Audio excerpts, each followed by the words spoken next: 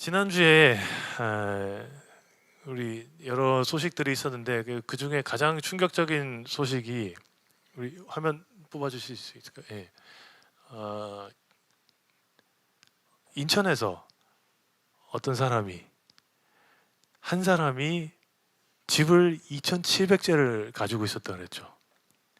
2,700채를 가지고 있다가 이 도저히 그 빚을 갚지 못하니까 파산했는데, 그럼 2,700채에 사는 모든 사람들의 집들이 웬만하면 다 경매에 넘어가게 생겼죠. 엄청난 사회적 파장을 일으키고 있는데, 여러분들 이거 한 20년 전에도 똑같은 사건이 있었습니다. 돌고 돌아요. 여러분들 지금 막 청년, 특히 직장 청년분들, 앞으로 뭐 해 먹고 살지 괜찮아요. 걱정하지 마세요. 새로운 시대가 옵니다. 여러분들 시대 때는 또 뭔가 편안하게 또 바뀌는 게 와요. 그러니까 너무 불안해하지 마시고 여러분들 하시던 거 열심히 잘 준비해서 계속해서 잘 하시면 됩니다. 아시겠죠? 네. 그 장자라는 할아버지가 이런 얘기를 해줍니다. 이, 이 사람들을 이렇게 자기 제자들 딱 둘러 앉혀놓고 뭐라고 얘기했냐면, 야, 북쪽 바다에 곤이라는 물고기가 있어. 근데 그 물고기 얼마나 큰지 그 길이가 몇 킬로나 돼. 근데 이 곤이라는 물고기가 변신해서 새가 된다. 새가 되는데 이 새의 이름을 붕이라고 한다. 붕. 근데 이 붕도 얼마나 큰지 그 등 길이가 몇 킬로나 되고 날개를 펼치면은 막 산 하나를 다 덮어. 이 새는 근데 바다가 크게 움직일 때 남쪽 바다로 날아갈 수 있다. 남쪽 바다의 그 깊고 검푸른 그 하늘 연못으로 날아갈 수 있다. 자기 제자들을 모아놓고 하루는 이렇게 얘기를 해줬어요. 뭐 곤과 붕 이야기는 여러분들 고등학교 때 뭐 윤리 교과서에서 보셨을 수도 있는데, 갑자기 이게 뜬금없이 곤이라는 물고기와 또 그게 변해서 붕이라는 새가 있다라는 이야기를 하는데, 그게 이 뭔지 갑자기 맥락 없이 이렇게 제가 이렇게 말씀을 드리고, 그 장자 할아버지는 왜 그런 말씀을 했는지에 대한 설명은 장자라는 책을 보면 없어요. 그냥 뭐 그렇게 얘기를 했대요. 뭐냐면 이건 사실 변화에 대한 이야기인데요. 이 변화라는 게 얼마나 큰 일인지, 얼마나 어렵고 또 힘든 일인지를 설명을 해주고 있는 거거든요. 변화할 때, 변화할 화자가 이 죽어 있는 것과 살아 있는 것 사이의 변화예요. 죽은 것과 살아 있는 사이. 이게 엇갈려 있는 모습이거든요. 살아 있는 사람, 죽어 있는 사람. 이게 엇갈려 있는 모습이에요. 이걸 표현한 건데, 죽었다와 살았다라는 정도의 큰 차이를 변화라고 하는 겁니다. 우리가 그래서 보통 마음이 우리 보통 변화라는 걸 생각해 보면은, 자 생각해 보세요. 우리가 언제 변화를 말합니까? 내 마음이 변했어, 내 생각이 변했어. 뭐 그렇게 가볍게 얘기할 수도 있지만, 그게 완전히 이 방향으로 가다가 생각이 이렇게 완전히 바뀐 거잖아요. 다른 방향으로. 뭐 음식의 맛이 변했다라고도 얘기하기도 하고, 또 마음이 변했다라고 얘기도 하고, 아니면 뭐 겪고 있는 상황이 변했다, 환경이 변했다 하면서 별로 크게 대수롭지 않고 약간의 노력이나 또 적응이 필요한 그 정도로 이해를 하기도 하고요. 약간의 노력과 시간이 필요한 그런 변화하면 상관없는데, 그런데 이 장자라는 할아버지가 말한 그 물고기가 새로 변하는, 지느러미가 날개로 변하고 아가미가 사라지고 물고기 입이 부리가 되는, 그리고 물고기 비늘이 깃털이 되는 그런 말도 안 되는 큰 그 변화를 얘기해요. 왜 그럴까? 왜 변화라는 게 이렇게 크다고 얘기하는 걸까라고 묻는다면, 왜냐하면 습관이기 때문이거든요. 습관. 이 습관은 변화와 반대되는 걸 말하죠. 변화가 계속 바뀌는 걸 말한다면, 습관은 그냥 그 자리에 가만히 있는 거예요. 그 자리에 계속해서 그 지속하는 걸 말합니다. 그러면 곤과 붕 이야기는 한 가지를 지속하는 것보다 변화가 어렵다는 걸 얘기를 하는 거죠. 라베송이라는 철학자가 이 습관에 대해서 이렇게 말했습니다. 만들어진 습관은 우리가 지속적으로 존재하는 방식이라고 할 수 있다. 변화가 지나가 버린 것이라면 습관은 그것을 낳은 변화를 넘어서 존속하는 것이다.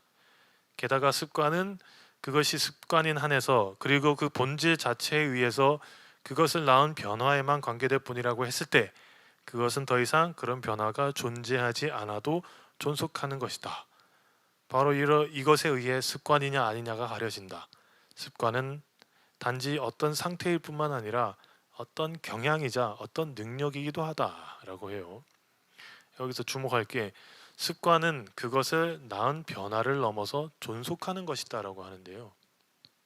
여기서 변화라는 거는 이제 외부 세계, 내가 아닌 뭐 이것도 외부 세계고 이것도 외부 세계고 여러분도 저한테는 외부 세계예요.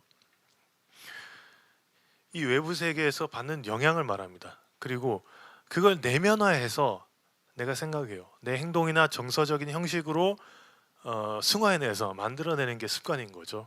이렇게 해서 습관이 되면 모든 게 편안하고 익숙하고 안정적입니다. 반복 행동을 하고 이걸 이제 보상이라고 표현되어 있는데 이게 내가 익숙해지는 거죠. 나한테 익숙해지기 위해서 계속 나를 계속 되뇌이고 세뇌시키고 해서 이게 나한테 신호가 와요. 오케이 됐어. 그러면은 그게 또 계속 사이클 돌아가면서 이렇게 습관이 만들어지는 거죠. 그런데 과거에 내면화된 습관이 계속해서 작동을 한다면 하던 대로 하는 거라면 생각한 대로 하고 가끔씩은요 우리는 현재 주어진 삶에 충실할 수 없기도 해요. 왜냐하면 외부 환경들은 변하잖아요. 여러분들 학교 다니고 회사 다니고 일하고 직장 다니고 뭐 공부하고 할 때 하루하루 다르잖아요. 오늘은 무슨 수업 들었으면 내일은 다른 수업 들을 수 있고 오늘은 이 일 맡아가지고 하는데 내일 갑자기 뭐 부장님이 갑자기 다른 데 던져줄 수도 있잖아요. 내일 갑자기 출장을 갈 수도 있고요. 그래서 이 습관대로 살던 게 흐트러지기 때문에 되게 좀 어렵게 다가오기도 해요. 그렇지만 동시에 습관은 긍정적인 측면도 있습니다. 내가 사유하는 거나 내가 생각하는 정서나 내가 하는 행동의 영역으로 딱 이행이 되잖아요. 실천을 하고 내 몸에 배이면 별다른 의식적인 노력이 없이도 그 무엇인가 그 말 그대로 습관이 되었기 때문에 능숙하게 할 수 있습니다. 하던 대로 또 변하면 변하는 대로 또 갈 수 있어요. 이 습관이 되기까지의 과정을 이 저항하는 중간지대라고 표현합니다. 그래서 저항해요. 나 이건 싫은데 내가 왜 이렇게 해야 되지 하면서 그 저항하는 중간지대라고 부르는데 뭔가 변하면 저항은 당분간 지속되죠.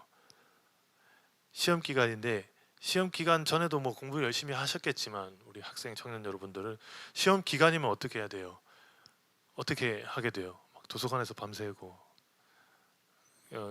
이나가 고개를 끄덕끄덕거리는데 밤새기도 하고 우리 은정이도 공부하느라 밤새기도 하잖아, 그지? 뭐 달라질 때마다 또 뭐 내 스케줄을 바꿔서 또 하기도 하잖아요. 근데 그 변하는 과정에서 빨리 끝났으면 좋겠다 생각하잖아요. 이게 저항하는 그 중간지대거든요. 그렇다고 이걸 버릴 수는 없죠. 버릴 수도 없고 내가 이걸 극복하려는 노력을 그쳐서도 안 됩니다. 그래서 계속 하다 보면 노력은 노력이 아니게 돼요. 노력해야 된다, 이렇게 해야 된다, 이 생각조차 사라져요. 그리고 그 자체와 그냥 하나 된 것 같은 느낌이 들어요. 이걸 이제 또 내면화됐다, 습관화됐다 또 표현을 해요. 새로운 습관이 형성이 된 거죠. 가끔 이렇게 힘들다라고 할 때가 있는데 변화와 습관의 관점으로 보면 새롭게 그 펼쳐진 삶의 환경과 우리 내면의 습관이 다르니까 그런 거잖아요. 이렇게 불일치할 때 우리는 선택할 수 있습니다.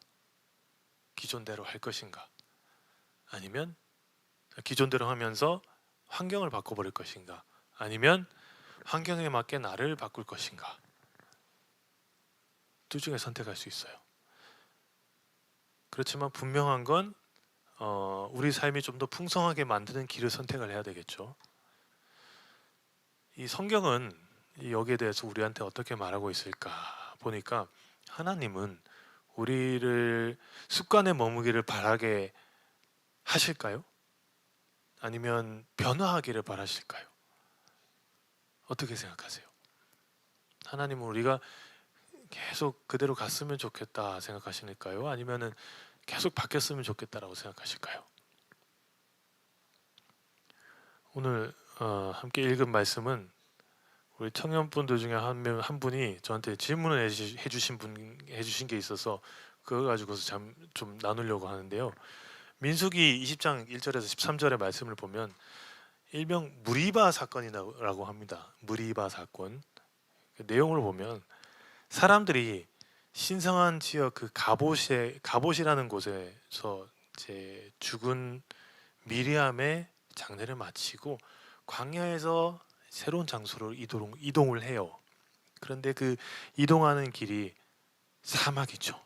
광야입니다. 사막에 뭐 물이 그렇게 쉽게 발견되지 않겠죠. 그래서 덥기도 하고 목도 마르고 힘들기도 해서 모세하고 아론한테 불평해요. 물 좀 달라고. 이렇게 물 한 모금 안 주면서 어떻게 사람 보고 자꾸 가라 그러냐고. 차라리 이집트에 있을 때가 더 나았다고. 거기서는 목마를 때는 물이라도 마셨는데 지금 목말라 죽겠는데 물도 없다고. 모세는 묻습니다. 하나님 어쩌죠? 어떡하죠?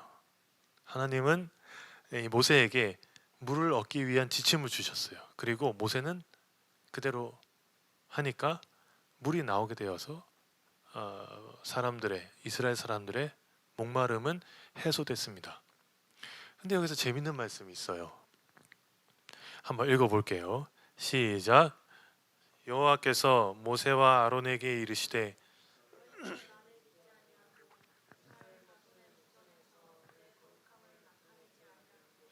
너희는 이 회중을 내가 그들에게 준 땅으로 인도하여 드리지 못하리라 하시니라. 아멘.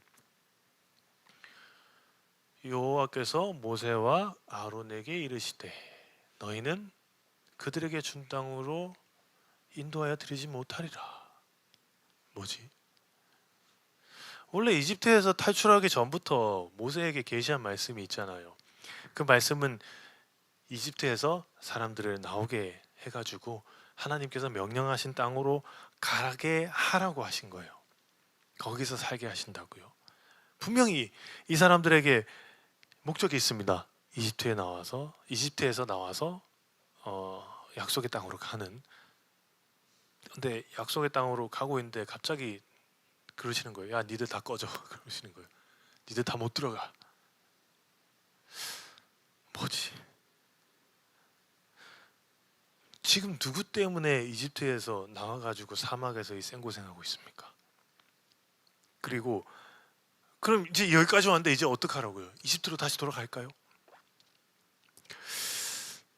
목적이 있고 목표가 있는데 그 판을 하나님이 직접 다 엎어버린 것 같아요.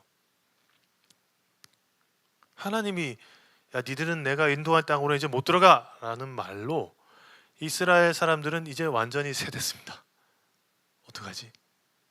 하루아침에 갈 곳도 없고 또 할 것도 없는 사람들이 돼버렸어요. 왜 그러셨을까? 도대체 왜? 자, 이유를 생각해 보자고요. 하나님은 첫 번째로 이랬다 저랬다 하는 그런 분일까요? 원래 막 기분대로 뜻대로 하는 그런 분일까요? 그때그때 다르게 말하고 다르게 생각하는 분일까? 뭐 표면적으로 요 말씀만 보면 그렇게 보이기도 해요. 그렇다면 우리가 하나님 믿을 이유가 없잖아요. 그렇죠? 자꾸 마음이 변하는 분을 절대자다, 신이다 라고 따를 일이 없죠. 그런데 바로 뒤에 이어지는 이야기는 이렇습니다. 하나님은 사람이 아니시니 거짓말을 하지 않으시고 인생이 아니시니 후회가 없으시도다. 어찌 그 말씀하신 바를 행하지 않으시며 하신 말씀을 실행하지 않으시랴. 여러 가지 생각을 또 하게 됩니다. 얼핏 보면 하나님은 변덕쟁이인 것 같은데 성경은 아니라고 해요. 그리고 하나님은 변함없이 우리를 사랑하신다, 구원하려고 하신다, 우리를 기다리신다. 뭐 여러 가지 사람을 향한 하나님의 마음은 변하지 않는다라는 성경 구절도 있고요. 말씀이 이게 진짜라면 뭐가 문제일까? 다음으로 생각해 볼 거는 하나님이 빡친 걸까? 그렇죠? 빡친 걸까 생각해 볼 수 있겠죠. 아, 이것도 이제 도저히 안 되겠다 하면서 노아의 홍수 때처럼 빡쳐서 야 니들 다 엎어져 그러면서 막 그러시는 걸까? 물론 빡칠 이유가 충분해요. 말씀을 보면 내 옆에 있는 누군가가 생각해 보세요. 같이 사는 뭐 사람이나 아니면 누군가 계속 죽겠다, 짜증난다, 싫다 막 하면서 막 그러면은 내 기분은 어때집니까? 기분 나빠요. 나도 나빠져요. 아, 그만 좀 해 하잖아요. 그래서 과연 하나님이 빡치셨구나 그렇게 생각을 해볼 수도 있겠어요. 왜냐하면 이스라엘이 이렇게 광야 생활하면서 시작하면서도 홍해 앞에서도 그랬잖아요. 이집트에 있을 때가 좋을 뻔했다. 여기서 우리 다 죽이려고 그러는 거냐고 막 그러고 건너자마자 하나님 대단하십니다. 그러고 그 건너서 홍해를 건널 때 그렇게 했다가 홍해 생활 시작하면서부터 불평을 시작해요. 계속 짜증내고 막 그래요. 하나님 빡치셨겠구나 하는 생각도 해볼 수 있는데 말씀을 보면 이스라엘이 빡치게 하는 경우가 이번에 처음이 아니에요. 보시면 빨간 글씨만 읽어볼게요. 빨간 글씨만 시작.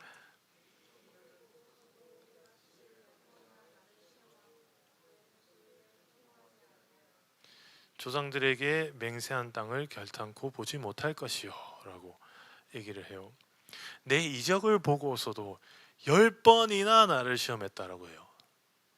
이미 수없이 하나님을 빡치게 한 그런 전과가 있어요. 그리고 하나님은 빡쳐서 제대로 레드카드 한번 날리셨다라고 볼 수 있을 것 같습니다. 여호수아와 갈렙은 빼고, 그리고 이번에는 모세와 아론에게 또 말씀하신 거거든요. 이거는 니들 둘이도 못 들어가. 왜 그러냐고 하니까 이스라엘 자손의 목전에서 내 거룩함을 나타내지 않았다라고 말씀을 하세요. 도대체 뭘 그렇게 잘못했길래? 보시면은 하나님이 뭐라고 말씀하셨냐? 빨간 글씨 한번 보세요.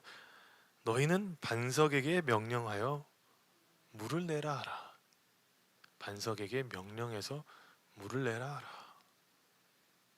빨간 글씨 한번 읽어봐 주세요. 시작.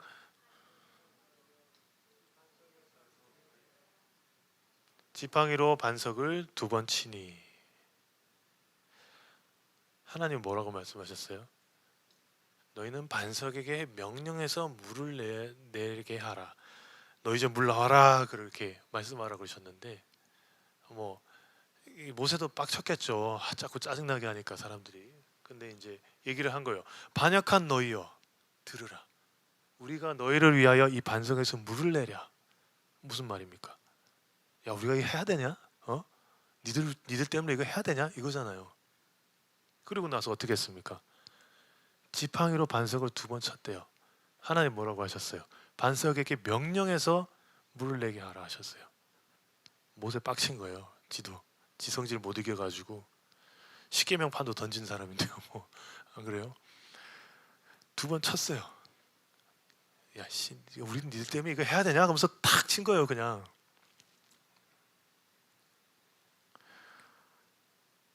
생각해 볼 건 그래도 모세가 하나님 명령대로 하지 않았구나.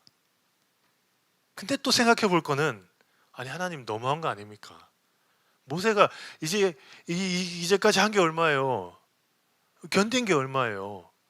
하나님 말씀대로 버티고 살아온 세월이 있는데 어떻게 한순간에 이렇게 내칠 수가 있어요? 하나님이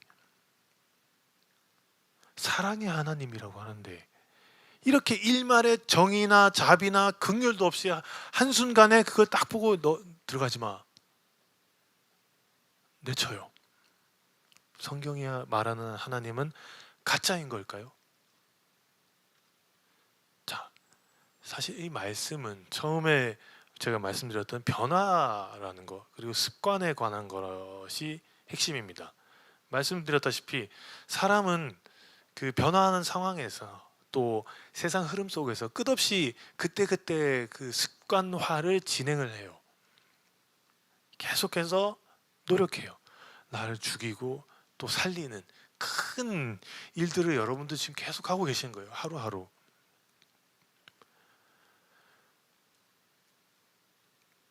그 변화에 맞서서 계속 나를 바꾸는 그 종합적인 과정 중에 있습니다. 그렇게 변화하는 와중에 나도 변하고 그러면서 발전하는 거죠. 신앙도 마찬가지입니다. 우리 생활의 습관과 양식과 생각은 계속 바뀌는데, 그렇다면 하나님이 변하냐? 그게 아니라 영원 전부터 영원 후까지 모든 그 우주적 시간에, 그 시간과 공간에 속하신 분이 아니잖아요. 그걸 뛰어넘어 계신 분이니까. 그 하나님이 내가 속한 공간과 시간 안에서 드러난 모습이 있을 거 아니에요. 그 모습을 우리가 그때 인식을 하고 그 공간과 시간 안에서 인식을 하고 적응을 하는 거라고 봐야 되겠죠. 그때 그렇게 여러 가지 원리들을 배우고 익히면서 내가 변하고 습관화하면서 하나님은 우리는 계속해서 알아가요. 체득해가요. 죽고 사는 차이에 큰 변화가 있으면서 그런 큰 의미의 변화이기 때문에 무엇이 있어요? 부활이 있는 거예요. 진짜 그 죽었다 깨어나시기도 하셨겠지만 그 자체가 의미가 아니에요. 내가 계속 죽고 사는 그런 변화가 있는 게 부활의 또 의미이기도 하거든요. 죽음이 끝이 아니라는 거예요. 자, 이제 다시 돌아와서 이스라엘을 생각해 보십시다. 이스라엘은 이집트에서 나오기 전에, 출애굽하기 전에 이집트에서 노예 생활을 얼마나 했습니까? 얼마나 했습니까?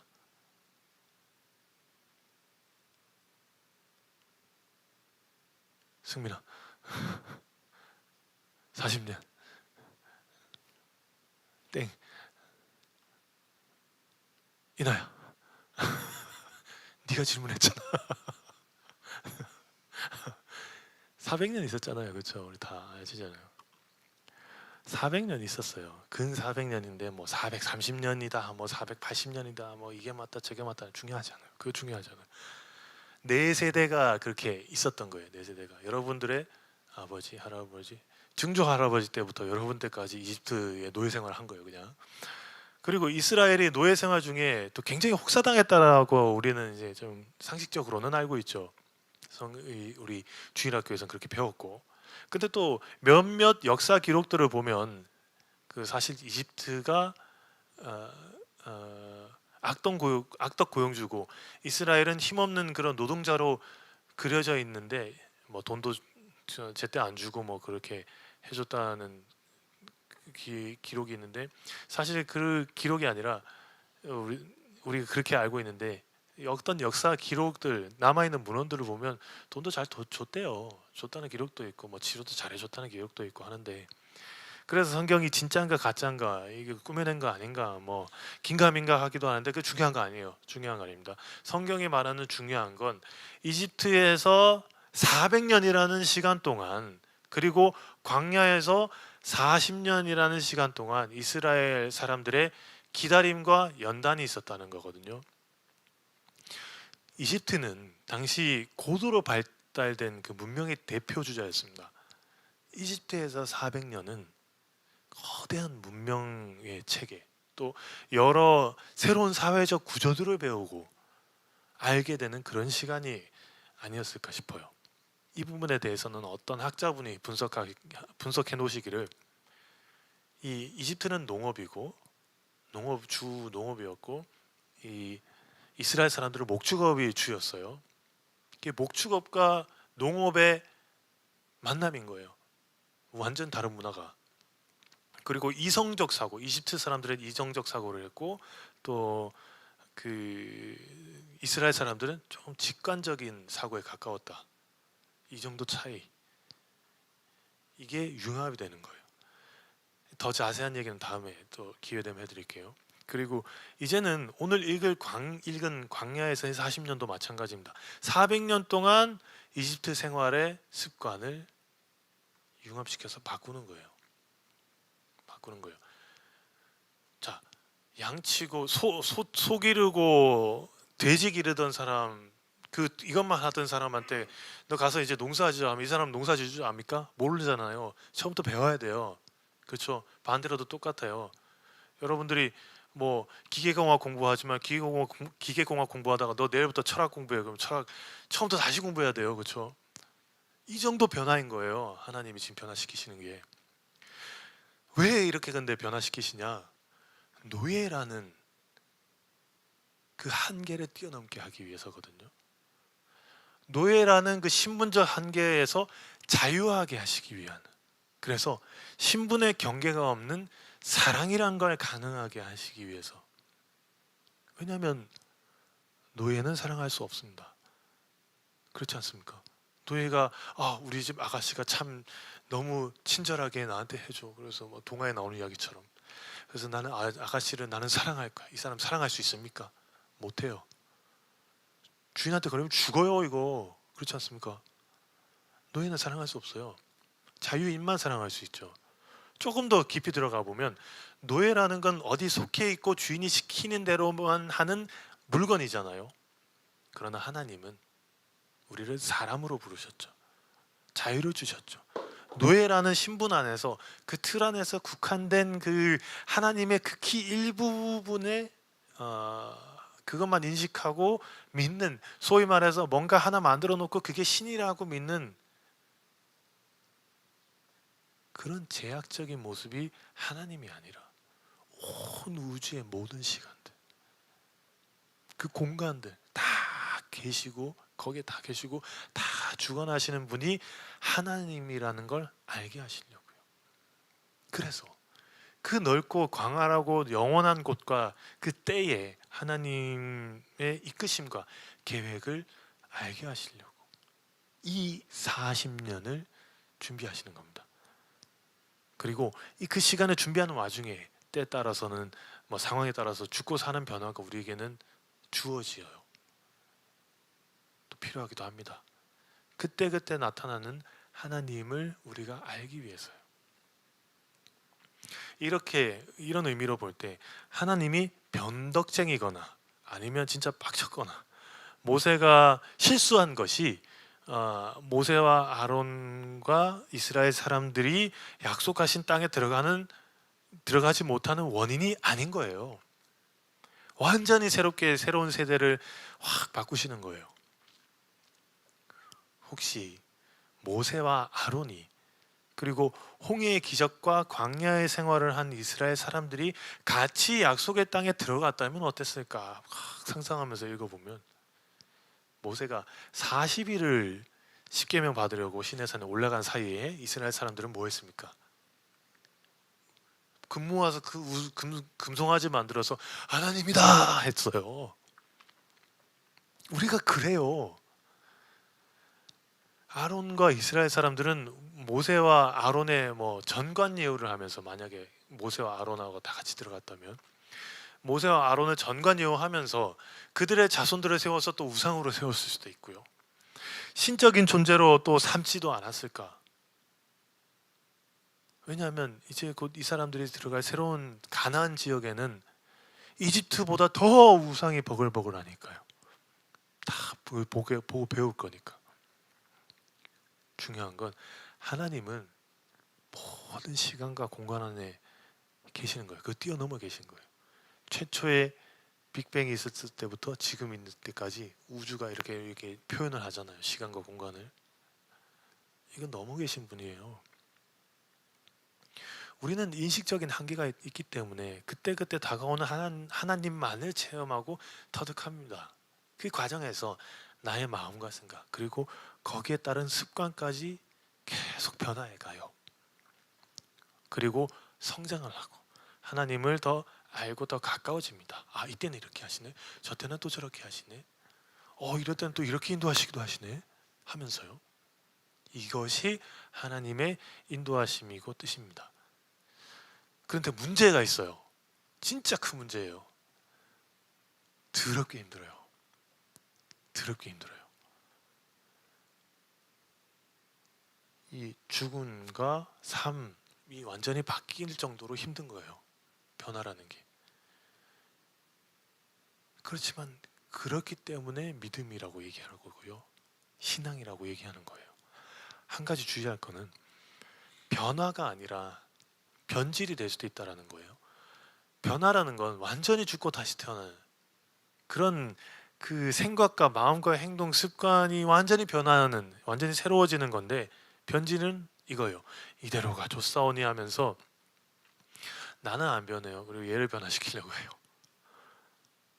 남이 변화하기를 바라는 마음이거든요. 내 스스로가 그대로 변하지 않아서 썩어 문드러지는, 그래서 악취가 나고 곰팡이가 피는. 물은 흘러야 되잖아요. 순환해야 됩니다. 그래야 안 썩어요. 근데 거기 가만 놔둬 보세요.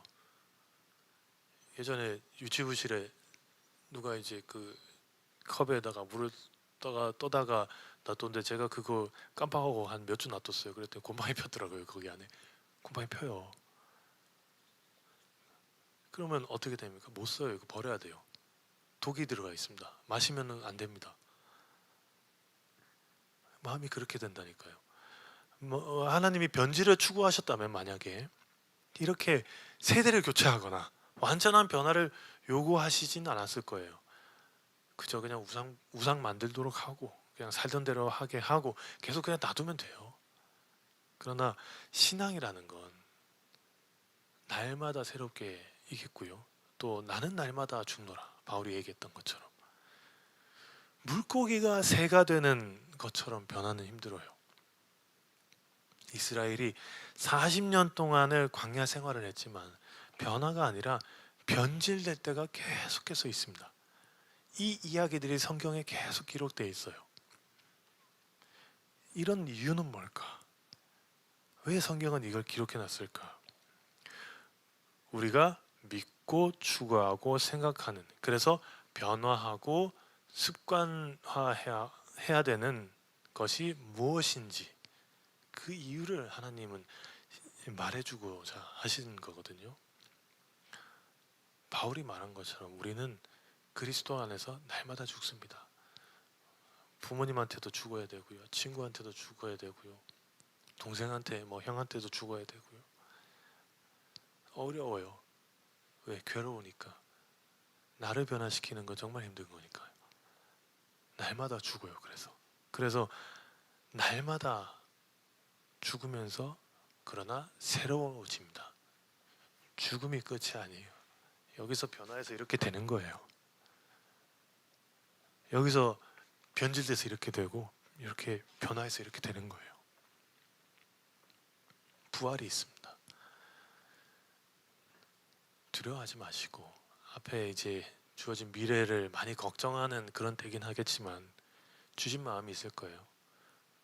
그걸 믿으세요. 믿고 밀고 나가세요. 나는 할 수 있다.